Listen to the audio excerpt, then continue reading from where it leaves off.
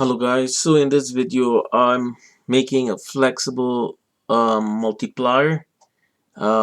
Kids can use this here. What I'm saying, please enter the starting table, please enter the ending table.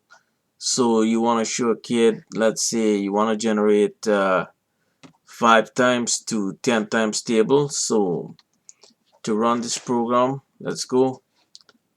Prompts me for entering the starting table, so I put 5. The ending table I put 10, and that's what you're gonna get. Now we can run it back again. So you see here you're generating tables from 5 times, right, to 10 times. So maybe I should have, this is n,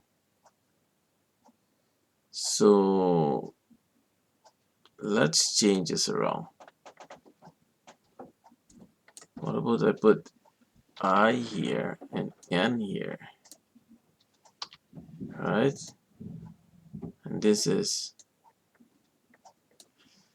I by n. Okay, let's try this back.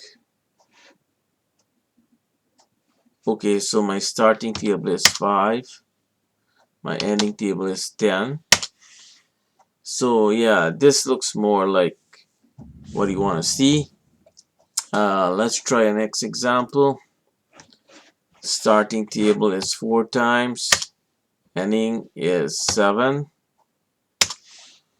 Yeah, pretty much generating multiplication tables for you. So this is all for now, and this is an application of a nested for loop here. All right, bye for now.